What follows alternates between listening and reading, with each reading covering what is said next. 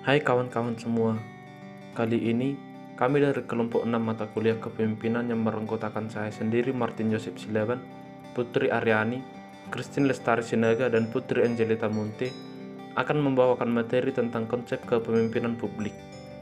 Baik, kami akan memulainya. Oke, yang pertama ada pelayanan publik.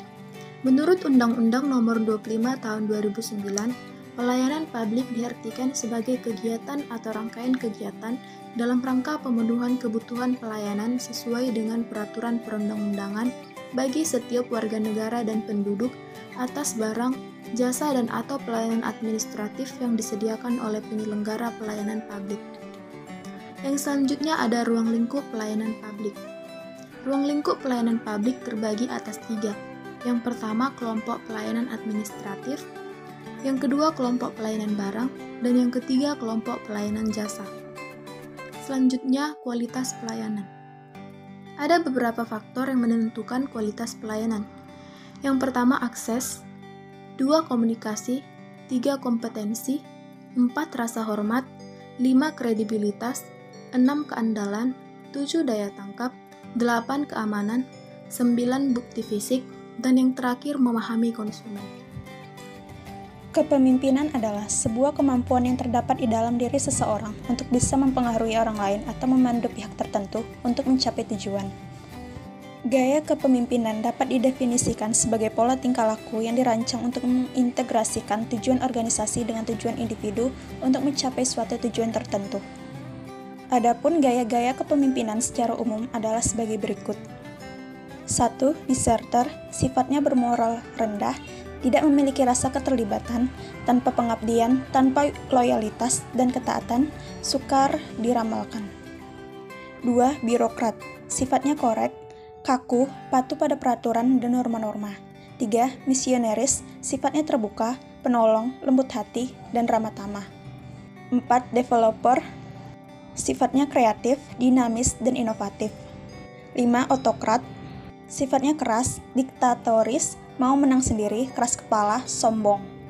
Yang keenam, benevolent autokrat, sifatnya lancar, tertib, ahli mengorganisir, besar rasa keterlibatan diri.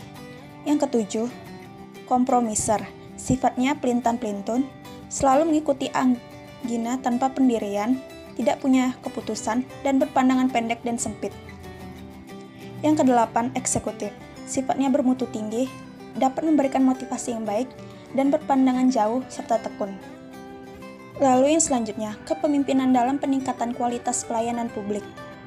Mengapa pelayanan publik sangat penting dan menjadi barometer utama untuk mengukur keberhasilan seorang pemimpin di dalam menggerakkan dan mengarahkan semua potensi yang ada di dalam organisasinya yang dipimpinnya. Pertama, pelayanan publik selama ini menjadi ranah di mana negara yang diwakili pemerintah berinteraksi dengan lembaga-lembaga non-pemerintah. Dalam ranah ini, terjadi pergumulan yang sangat intensif antara pemerintah yang secara langsung diwakili oleh gaya atau perilaku kepemimpinan publik yang wajib memberikan layanan publik dengan warganya. Keberhasilan dalam mewujudkan pelayanan publik secara prima dan berkualitas jelas akan berdampak pada peningkatan dukungan dan kepercayaan masyarakat di dalam mensukseskan program kerja yang menjadi tujuan utama kepemimpinannya melalui pelayanan publik.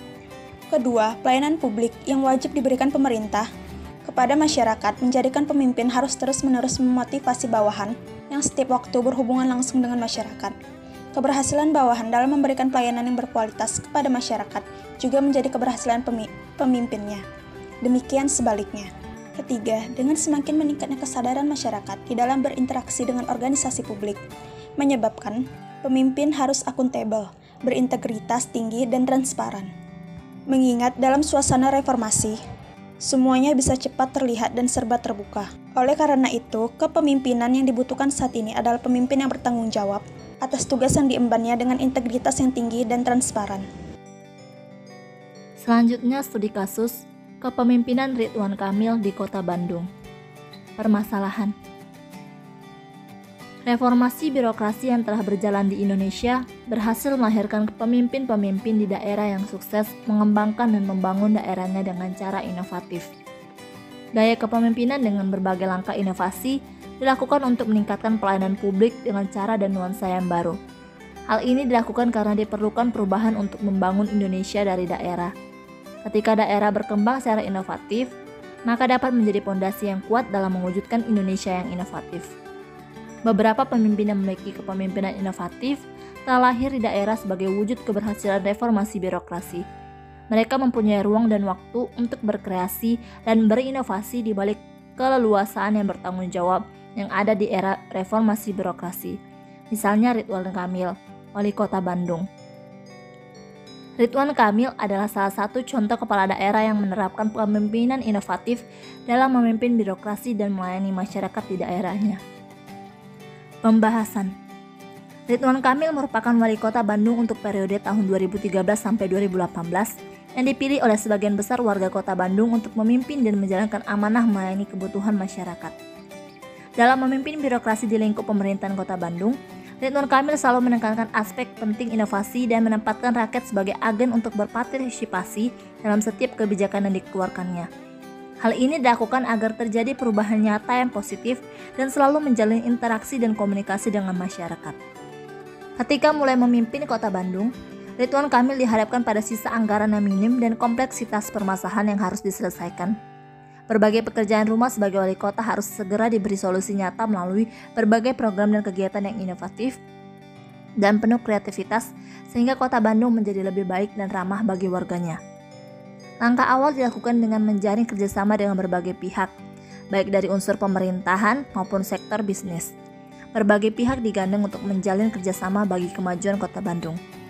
Hal ini dilakukan karena pemerintah Kota Bandung tidak bisa berjalan sendiri tanpa peran serta aktif pihak lain dalam mendukung program dan kegiatan yang dilakukan. Komisi Pemberantasan Korupsi, PT Telkom, dan Bank Jabar Banten merupakan salah satu dari berbagai instansi yang telah berhasil diajak untuk bekerja sama.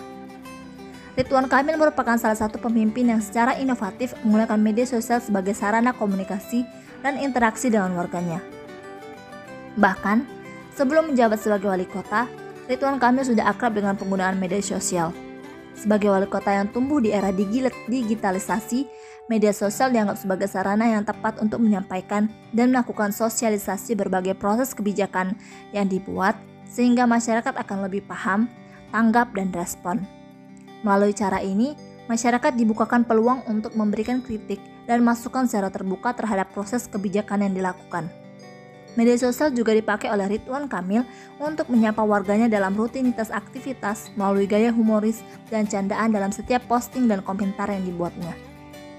Cara interaksi inovatif semacam juga dapat menimbulkan ide-ide dan gagasan baru dalam memecahkan permasalahan baru yang sedang melanda Kota Bandung. Kepemimpinan inovatif yang diperlihatkan oleh Ridwan Kamil di Kota Bandung merupakan contoh sebagian kecil kepala daerah di Indonesia yang telah berhasil memajukan daerahnya melalui peningkatan pelayanan publik. Dalam menerapkan kepemimpinan inovatif untuk menunjukkan inovasi pelayanan publik, tentunya dibutuhkan berbagai prasyarat di dalamnya. Prasyarat kepemimpinan inovatif tersebut antara lain visioner dan memiliki kreativitas penuh, semangat dan percaya diri. Memiliki orientasi dan tujuan pelayanan kepada masyarakat, kolaborasi dan jejaring dengan berbagai pihak, dan penggunaan teknologi informasi dan komunikasi atau TIK. Kesimpulan, di era pemerintahan daerah yang implementasinya telah lebih dari 1 dasawarsa ini, ternyata pelayanan publik di mata masyarakat masih menjadi ukuran utama untuk melihat keberhasilan seorang pemimpin dalam memimpin organisasi publik. Itu semua karena pelayanan publik yang seharusnya wajib diberikan kepada masyarakat dengan biaya yang terjangkau, mudah dan tidak terbelit-belit, serta transparan dan akuntabel, belumlah dinikmati secara maksimal oleh masyarakat.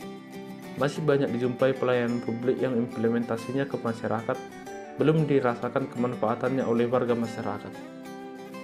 Di mata sebagian masyarakat, pelayanan publik masih dianggap sebagai barang mahal karena untuk mendapatkannya memerlukan biaya yang tidak sedikit.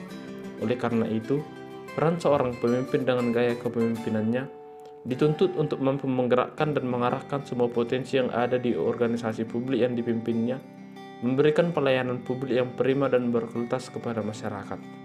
Demikian materi yang dapat kami sampaikan pada kali ini, yaitu tentang konsep kepemimpinan publik.